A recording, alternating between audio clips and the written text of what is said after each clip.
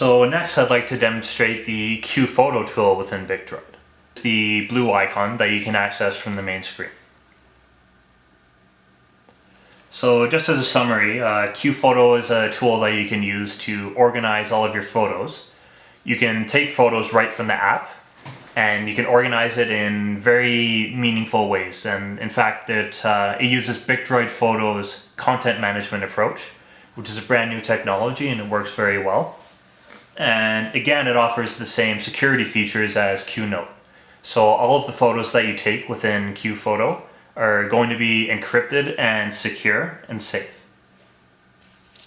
So once you go into QPhoto, you're just going to have a blank screen because we haven't taken any photos yet. So let's just take a sample photo now by clicking the photo button at the bottom.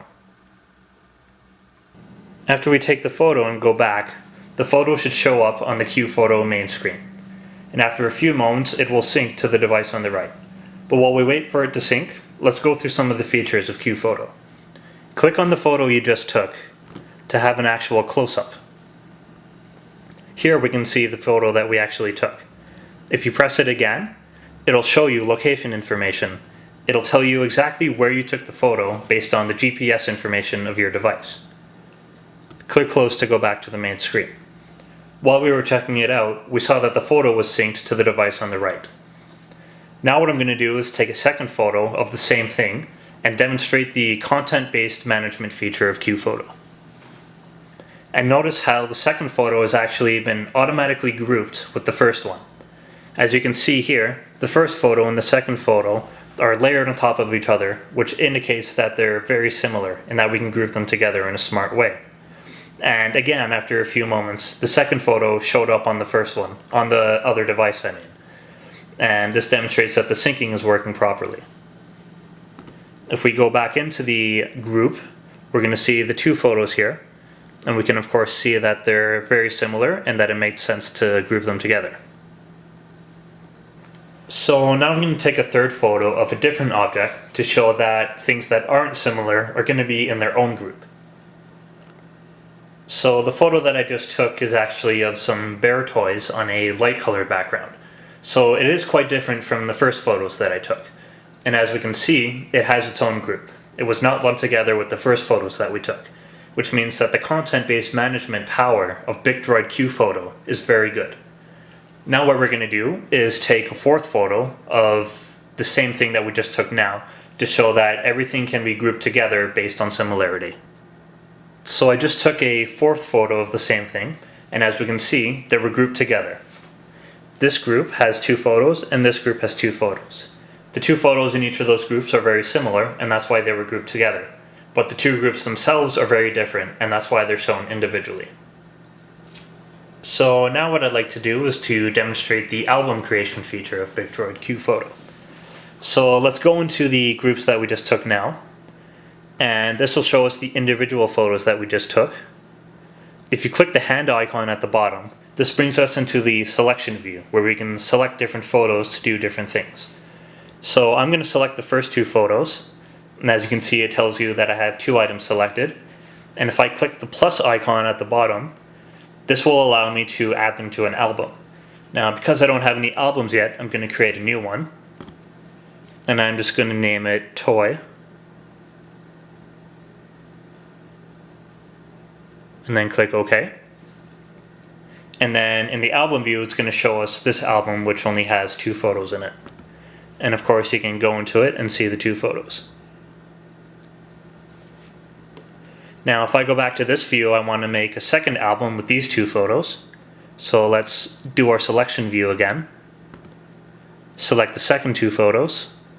Click plus. Now, I don't want to add them to the album I just made, because this has different content. I want to make a new album. So I'm going to call this Bears. And now I have two separate albums for the two different types of photos that I just took. And then I can just go all the way back to the main view. After a few moments, these changes should be synced to the other device on the right. Let's see if it worked. Swipe from the left side to show this menu, and click on the second last item, which is Buy Albums. And of course we can see the two albums that we just made. So the album changes were synced properly to the second device. Now what I like to do is to show you how to remove photos from an album. So go back to the album view, click on one of the albums you want to work with, and then click the selection tool. Let's say we'd like to remove the second photo from this album. Just select that photo and click the minus icon at the bottom. That photo will be removed from the album, but it won't be deleted from your cloud service. So you're still going to have access to the photo. It just won't be organized into that album. The photo is still here.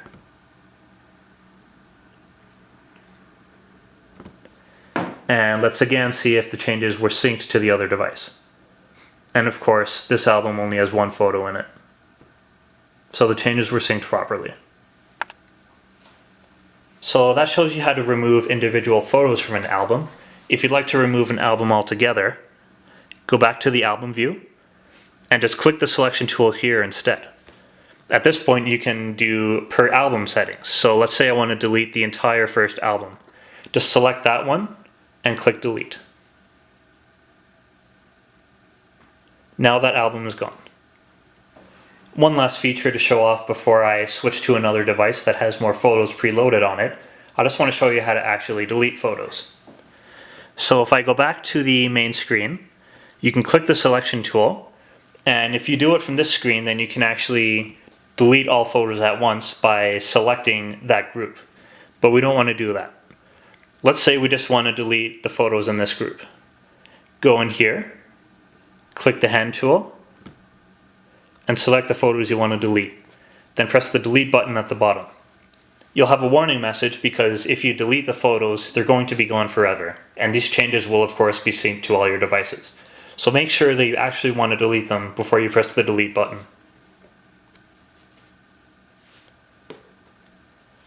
Now the photos have been deleted and the changes were synced very quickly to the other device as well. So at this point I'm just going to switch over to another device on which I've already preloaded a whole bunch of photos so that it's easier to show off some of the features in QPhoto. So what I have here is 5 different groups of photos. Let's go into it.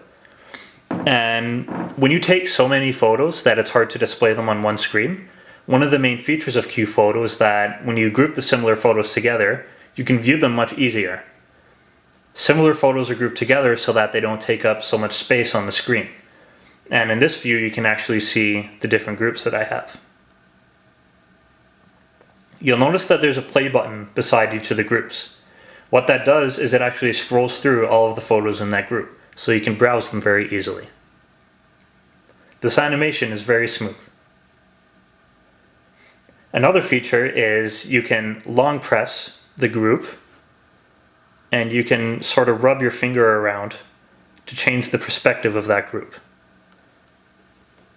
And groups that are similar in this one, sort of weakly similar, will also rotate with it. You'll notice that the photos over here rotated along with the group that I was actually pressing, because those groups actually look a little bit similar. But it didn't apply it to, for example, my photos of clouds that I took, because they're very different. If you click on any one of the groups, you'll be able to view the individual photos in that group. If we click on one of the photos, for example, this one is a photo of a clock. Press it to get location information as before, and if you saw, it said that it was taken at the University of Waterloo, and at the bottom you can scroll through all of the photos in that group. These are all actual different photos even though they look similar, but the smart content management feature of QPhoto was able to say that they're similar and group them together. So next I'd like to demonstrate the group tagging feature. So if I go into my group view and I click the selection, I can select individual groups as a whole. So I can select any number of these groups, and let's say I select this one of the chairs. If you click the icon in the corner, click on group tagging, you'll have the opportunity to tag everything in that group at the same time. Because it was a photo of a chair, I'm just going to call this chair. And then all of those chair photos are now grouped with the tag chair. I can do this for other ones as well. So this one here was photos of a bulletin board. So I'm just going to call it board.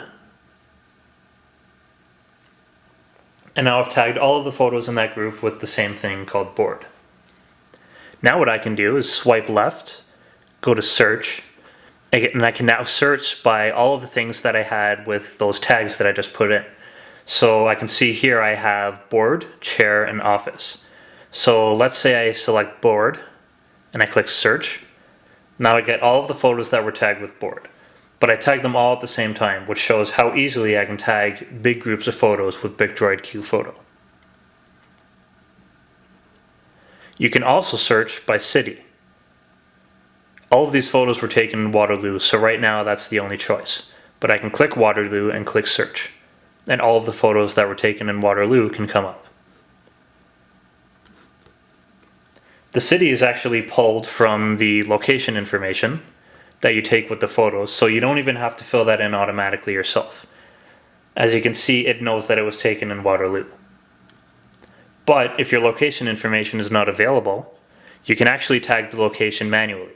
So if I go back into the group tagging mode, there's a field for city as well. So you can manually fill in the city in case your location information is inaccurate or unavailable.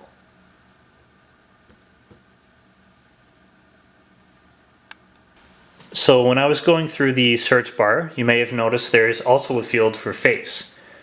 BicDroid QPhoto will eventually have a powerful facial recognition feature. It will detect different faces in the different photos that you take, and this would be a list of all of the different faces that it detects, and you can search by those. Now I'd like to show you some of the browsing features of QPhoto. So if I go back to the sidebar, click on Browse, this shows you the different views that you can browse your photos with. If you go by year groups, this is the default view, and it shows you all the photos that you've taken by year. Now, all of the photos on this device were taken in 2014, so it only shows one grouping. But if you had photos taken in different years, they would show up in different groupings. If you go by month groups, of course, that just sorts it by month instead. And as you can notice in the corner, it may be hard to read, but it says 2014-12, indicating that these are all photos taken in December of 2014. You can also go by event groups. So it groups by photos that have events associated with them. We group the first photos in the first group here by office, chair, and wall. So these are actually grouped in their own thing. And these ones have not been associated with event groups yet. So those are showed separately. You can also search by individuals. But of course, we don't have individuals enabled on QPhoto yet, so this doesn't work for us right now. And you can search by albums, which is what I did before on the other device. I don't have any albums on this device yet. And you can also go by scenic photos. This feature is not currently implemented in QPhoto, but it will be enabled later. And in fact, it is enabled on BicDroid Photo, which is very similar to QPhoto, and it works very well. So those were the searching features of QPhoto. Now I'd like to show you some of the browsing features. So if you swipe left and go to Browse, you have different browsing views. The first one is by year groups, and this is actually the default view. It'll show you all of your photos grouped by year. Now all of the photos on this device were taken in 2014, so of course it only shows one grouping, but this is what the year view is. It says 2014 in the corner as well. And if you click on it, you can see all of the individual photo groups in that grouping. Going back to our browsing menu, we can go by month groups as well. So it'll group all of your photos by month. And if you notice in the corner, it changed to 2014-12, indicating that all of these photos were taken in December of 2014. You can also browse by event groups. So events that are similar are grouped together. So that's basically it for the main features of QPhoto. The main emphasis of what QPhoto offers is the really easy to use organization. It's very easy to select groups of photos that are similar, and of course BicDroid uses a very accurate content-based similarity, so that photos that are similar are grouped together. and this makes it very easy to do group-based operations. It provides a very intuitive view for your photos, so you can basically save lots of space on your screen. I have 28 photos on the screen, I believe, and it's very easy to view all of them because it groups them that are similar. And of course, all of this is fully secure. Everything is encrypted very powerfully, and it syncs to all of your devices as well.